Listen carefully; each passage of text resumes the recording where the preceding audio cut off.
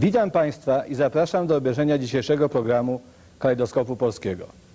W naszym studio gościmy pana Jima Millera, który jest dyrektorem grupy Integrity w Calgary oraz członkiem Światowego Towarzystwa Emisariuszy. W sobotę dnia 27 lipca bieżącego roku o godzinie 9 rano w teatrze na University of Calgary odbędzie się konferencja poświęcona powstającej fali zmian. Za chwilę pan Jim Miller w języku angielskim podzieli się z Państwem uwagami na ten temat. Hello, my name is Jim Miller, and I'd just like to take a few moments to tell you about a conference that's coming to Calgary of a world significance entitled The Rising Tide of Change. This will happen this summer on July the 27th. I've been spending some time going to various of the different cultural groups in Calgary to talk to them about the significance of this event and hopefully get some involvement on the part of the various cultures. I know a lot of the cultural groups have been concerned to preserve their culture. One of the concerns I have is to concern the culture, the human race. Many factors, many forces are at work in the world today which could perhaps threaten our very survival on this planet. And to the degree that the various cultures can factually come together into a point of oneness, of friendship, of true being together, we stand a better chance of dissolving once and for all the conflict that exists on the face of the earth. I know many people here, for example, in the Polish Community Center, have relatives, friends, family in Poland, maybe some in Russia, where there could be concern as to how is their well-being now or how is it going to be in the future. And what do we need to do to dissolve those problems? How can we possibly come together? I think for centuries we've been talking about it. And the rising tide of change is basically saying we don't need to talk about it anymore. We actually have to bring about the change. But the change we have to bring about is one that can be non-threatening. In other words, are we brave enough? Can we risk forgetting the past? Actually doing that. We have a number of people, about 20 people coming to Calgary, who are experts in their field of change, in the field of family, the dissolving of the hardship that exists between man and woman. People who are expert in the process of change itself and how that can be accommodated and welcomed and befriended. One thing that will be big is this matter of cultures. We are different. People who are part of this program, the Polish community, are different. They come from a different heritage. Their past is different. So is the Ismailis. So are the Chinese. So are the Japanese. But in some ways, the differences make us the same. We can learn from something. There are characters and qualities present in a person from Poland that a person from Japan can learn from, spiritual characteristics, if you like. And this is what we hope to be able to bring together at our time. In Poland, many new technologies have sprung forth. Many scientists, people have come to this country and got involved in science, leading edge science, if you like. Well, there's a technology involved now on change, that the science required for the future is not the science that's going to develop the wheel, automation, industry, but the science that is going to assist us in human technologies. What do we need to do to actually let go of the past? And who in the various cultural centers can address this, can talk about it through experience? What are the intricate factors involved in actually being able to look at things afresh rather than being prejudiced? I think we in the Caucasian race are accused a lot of being prejudiced, but I think everyone in every cultural center of every culture has prejudice of some kind. It will take a lot to learn to let that go, so that the mind can find new routes, new avenues of discovery. We know that, at least I know from my trips over into Europe, that the ground itself is, you might say, bathed in the blood of the past, the World War II, World War I difficulties. Technically, is it possible for the human race to forget that?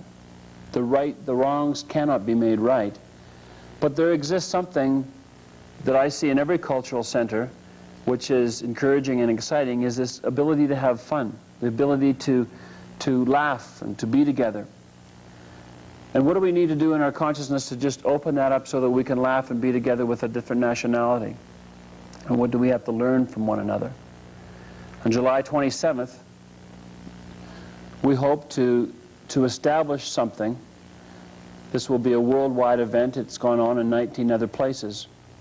Establish something that people can refer to, that can come and learn, that will be about the new technologies which will make the future, in fact, a safe place.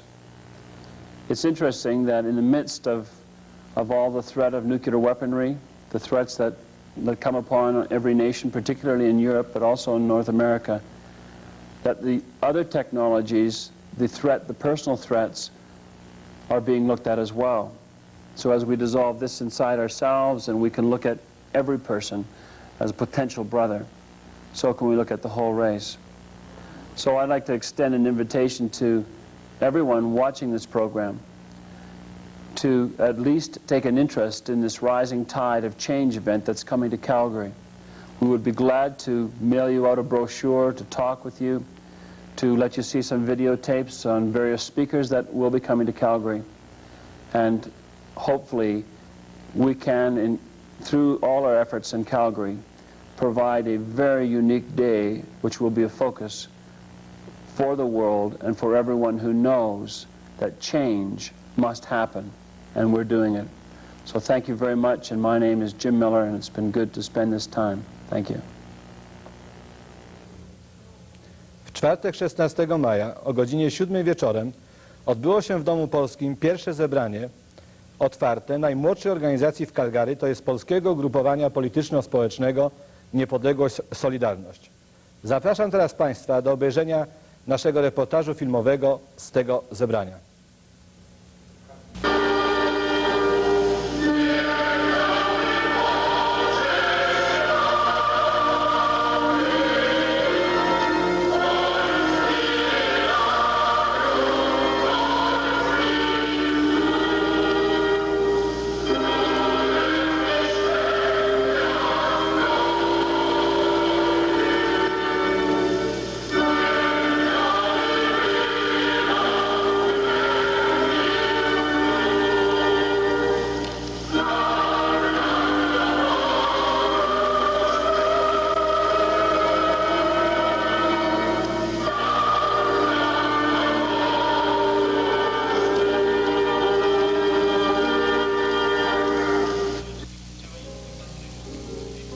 Członek Komisji Wykonawczej Ugrupowania Marek Lachowski przywitał wszystkich przybyłych.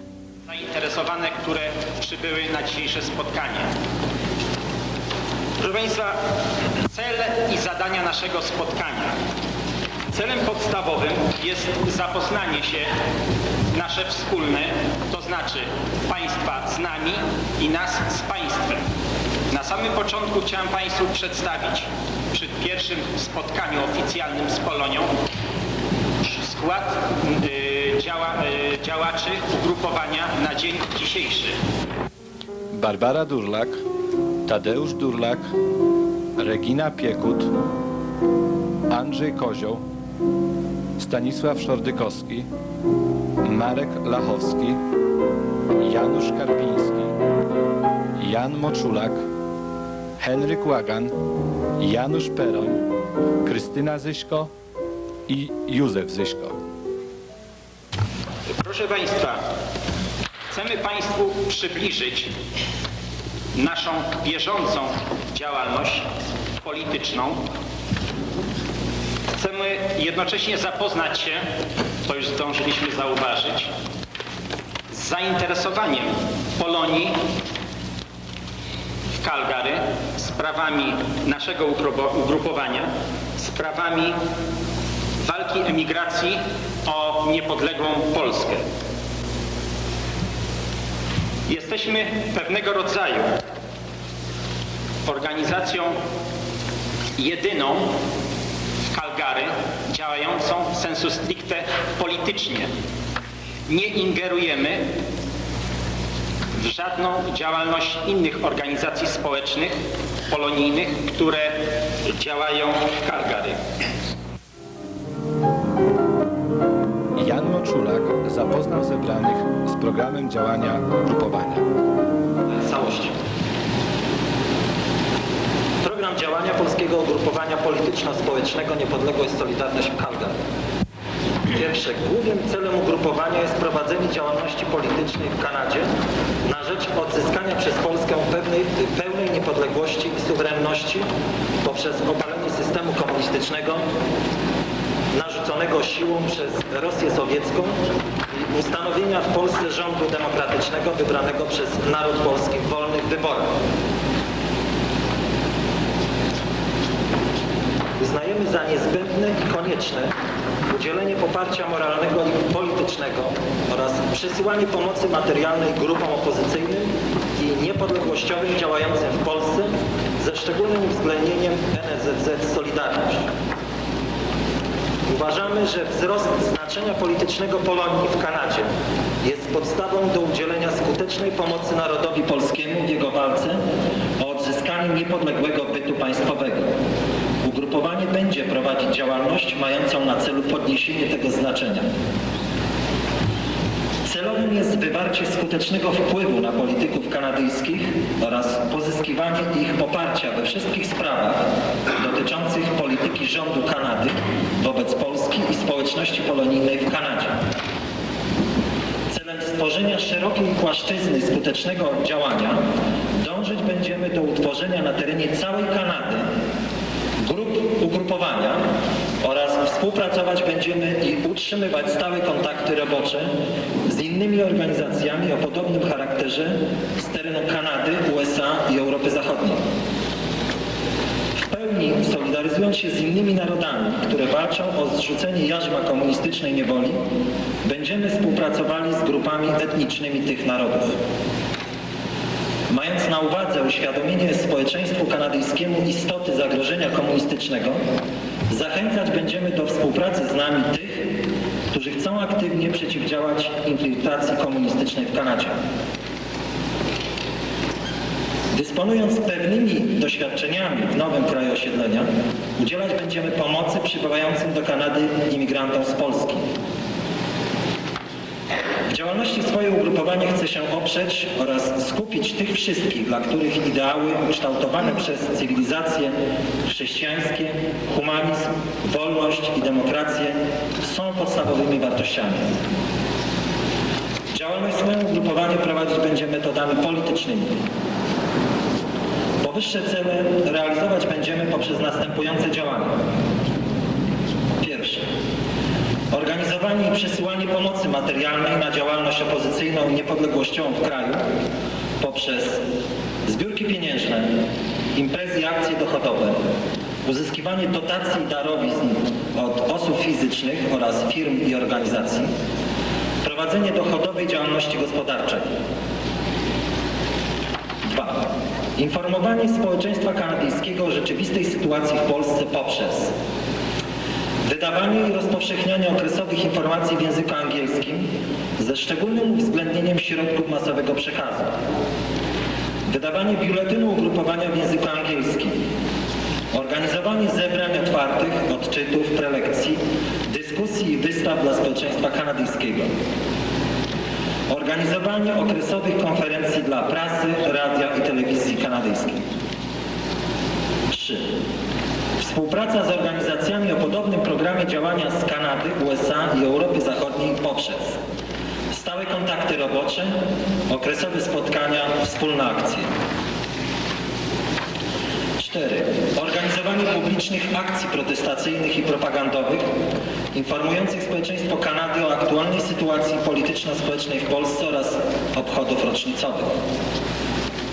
5. Pozyskanie Wysłuchiwanie kanadyjskich polityków, przywódców partyjnych, posłów do parlamentu, radnych miejskich, przedstawicieli biznesu, intelektualistów, naukowców i dziennikarzy w sprawach polskich poprzez przekazywanie im na bieżąco informacji na piśmie o rzeczywistej sytuacji w Polsce oraz o działalności ugrupowania, osobiste spotkania oraz zapraszanie ich na zebrania otwarte i akcje protestacyjne. Punkt 6. Informowanie Polonii o rzeczywistej sytuacji w Polsce oraz o działalności ugrupowania poprzez prasę, radio i telewizję polonijną oraz własny biuletyn. 7. Popieranie działalności innych organizacji propagujących niezależną myśl polityczną i niezależną kulturę polską. 8. Organizowanie odczytów przez znanych naukowców, polityków i dziennikarzy na tematy polityczne, społeczne i historyczne dotyczące spraw polskich. Punkt 9. Wygłaszanie prelekcji przygotowanych przez członków ugrupowania na zebrania otwarte na tematy jak wyżej. Nawiązanie kontaktu z organizacjami polonijnymi oraz uzgodnienie wspólnego planu działania na rzecz niepodległej Polski. Punkt 11. Udzielanie pomocy nowo przybyłym do Kanady Polakom poprzez przekazywanie im opracowanego przez ugrupowanie informatora dla nowo przybyłych, włączanie się do pracy w istniejących polonijnych komitetach pomocy dla nowo przybyłych, nawiązanie kontaktu z kanadyjskimi organizacjami pomocy emigrantom.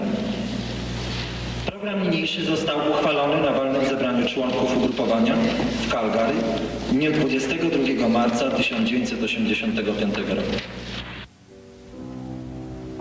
Następnie zabrał głos Janusz Karpiński, traktując swoje wystąpienie jako wprowadzenie do dyskusji. Zostało zapoczątkowane niebezpieczne zjawisko neutralizacja polityczna Polaków znajdujących się na emigracji. Jest to bardzo wygodne dla drugiej strony, która przyjęła naszą emigrację jako praktycznie banicję. Kiedyś już w trakcie dyskusji przed tym spotkaniem kilka osób zapytało się, jaki nasz jest stosunek do Kongresu Polonii Kanadyjskiej. Jest to bardzo ważny element w działaniu politycznym. Kongres Polonii Kanadyjskiej powstał w 1944 roku.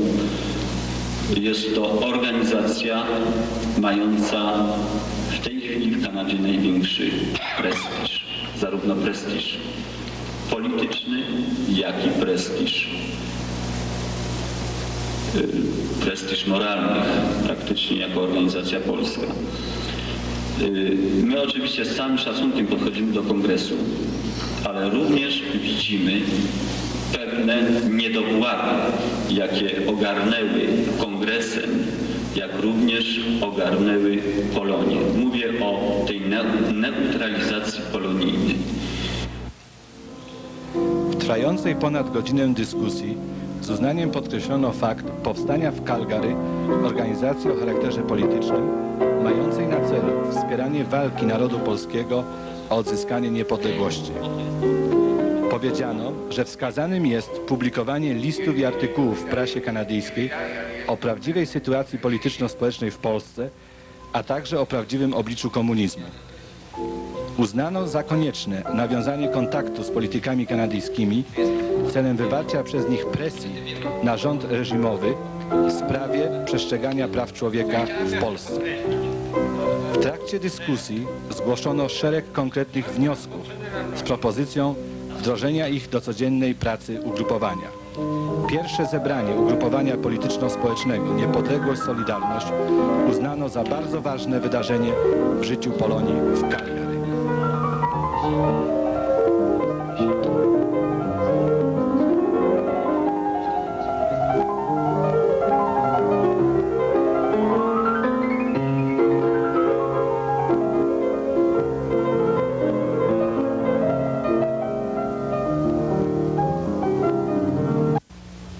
Proszę Państwa, w swoich rękach trzymam niezwykłą publikację.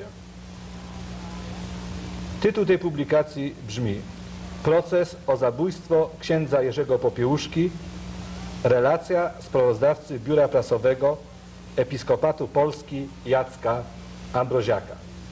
W studio gościmy panią, której zawdzięczamy, że publikacja ta w zasadzie w formie książkowej ukazała się na rynku w Calgary. Mówię tutaj o rynku oczywiście polonijnym. Czy mogłaby nam pani powiedzieć, jak doszło do wydrukowania tej publikacji?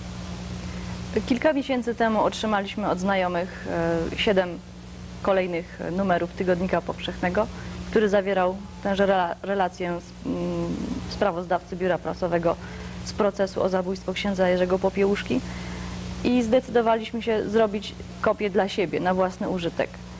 Po jakimś czasie okazało się, że kilka innych osób chciałoby również posiadać kopię tegoż procesu, sprawozdania z procesu i w ten sposób powstał pomysł, żeby zredagować i spróbować to wydać w jakikolwiek sposób, możliwie najtańszy na razie.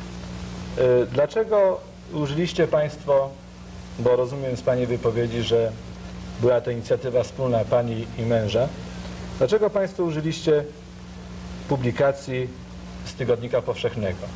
Tego typu relacji z procesu ukazywało się w prasie w Polsce wiele. Dlaczego właśnie Tygodnik Powszechny? Wydawało nam się, że jest to jedyne wiarygodne źródło i jednocześnie dostępne dla nas w tej chwili. Przeglądając tą książkę, a muszę powiedzieć, że czytałem ją z zapartym tchem, a jednocześnie z lekkim przerażeniem, stwierdziłem, że jest to niesłychanie kompletna dokumentacja, nieomal stenogram tego procesu i co mnie uderzyło, jest to chyba najwierniejsza relacja, jaka w ogóle ukazała się nie tylko w Polsce, ale i na Zachodzie. Co może pani powiedzieć na temat ewentualnego rozpowszechnienia tej publikacji, gdyż osobiście uważam, że książka ta powinna stać się dostępna szerokiemu ogółowi Polonii nie tylko w Calgary i w Kanadzie, ale również w innych ośrodkach, na przykład w Europie Zachodniej. W tej chwili jesteśmy w posiadaniu około 10 egzemplarzy wykonanych metodą ksero. Niestety jest to metoda dosyć droga i myślimy o tym, żeby zdecydować się na drukowanie. Ale chcielibyśmy najpierw wiedzieć, ile osób byłoby zainteresowanych w posiadaniu takiego egzemplarza. Liczymy na bardzo dużą ilość zgłoszeń. Chcielibyśmy podać swoje nazwisko i telefon, którego niestety nie ma w książce telefonicznej, ale nie szkodzi. I czekamy na zgłoszenia państwa. Chcielibyśmy, żeby jak największej ilości osób ta relacja dotarła. Wydaje nam się, że jest to bardzo potrzebne. Ja zgadzam się z tym całkowicie i proszę państwa, ja za chwilę podam telefon państwa Małgorzaty i Bońka Pulwickich. Telefon ten brzmi 228 37 66. Powtarzam, państwo Małgorzata i Boniek Pulwiccy, telefon 228 37 66 w Calgary. I na zakończenie jeszcze jedno pytanie. Wspomniała pani, że macie państwo przygotowanych kilkanaście egzemplarzy do sprzedaży. Jaka cena jest tej książki? W tej chwili egzemplarz wykonany metodą ksero jest w cenie około $15, z czego $2 chcielibyśmy przeznaczyć na pomoc dla Solidarności Podziemnej. Im więcej zgłoszeń będzie, tym oczywiście koszty produkcji będą tańsze. Tym niemniej zawsze będą te $2 przeznaczone na pomoc dla kraju. Dziękując pani serdecznie za rozmowę i przybycie do studia, chciałbym podkreślić, że po raz pierwszy zetknąłem się z taką inicjatywą w środowisku polonijnym. Jest to niezwykle cenna inicjatywa i uważam, że należałoby poprzeć państwa Pulwickich i zainteresować się tą publikacją, gdyż zapewniam państwa, że jest to dokument w tej chwili już historyczny. Jest to pełna relacja z procesu zabójców księdza Popiełuszki. Dziękuję pani serdecznie jeszcze raz za rozmowę, a państwa zapraszam do wysłuchania wiersza, który w czasie swojego koncertu w lutym bieżącego roku w Calgary wygłosił w Domu Polskim pan Waldemar Kocen. Wiersz ten jest poświęcony pamięci zamordowanego księdza Jerzego Popiełuszki. Tytuł wiersza: Ostatnie kazanie. Brzozy moje, to pole i wierzby, trawy moje i w trzcinach sitowia, błota, piaski, przybrzeżne kamienie.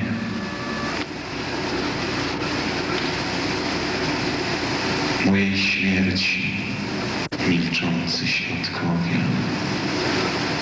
jak do Boga śle was błaganie. Nic nie mówcie, ni deszczu, ni wichru. Nie śpiewajcie mi smutnej modlitwy i nie znoście lamentu nad Wisłą. Nie współczujcie mi liście jesienne. Opadałem jak wy, tu na ziemię. Trochę sznur mnie uwierał na rękach i ten łańcuch na szyi z kamieniem.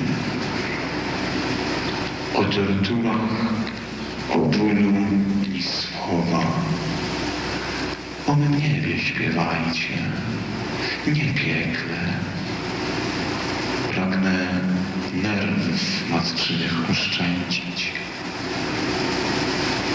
Jeszcze z żalu jej serce wypękło. Niech śmierć moja wypręży ramiona. Ponad światem jak ptak niech się wzbije. Bracia moi, nie traćcie nadziei. Moją krwią nakarmiona, ożyję. Choć wydali już na nią wyroki. Choć ją chcieli jak mnie spętać sznurem. Umęczona wymknęła się zwilnie i nie dała się stawić pod murem. Ona z wiarą i męstwem narodu, ster ujmując jak kwiat swoje dłonie, wyprowadzi ojczyznę z zamętu. Bohaterką zostanie na koniec. Gdy po latach nad moją mogiłą ktoś zatrzyma się z krótkim pacierzem, może wtedy zaszlocham jak dziecko. Może wtedy w cichości się zwierzę i nie żale wyleje, ni gniewy, a na cichy zdobędę się lament za tych wszystkich, co krwią dla ojczyzny napisali zawczesny testament.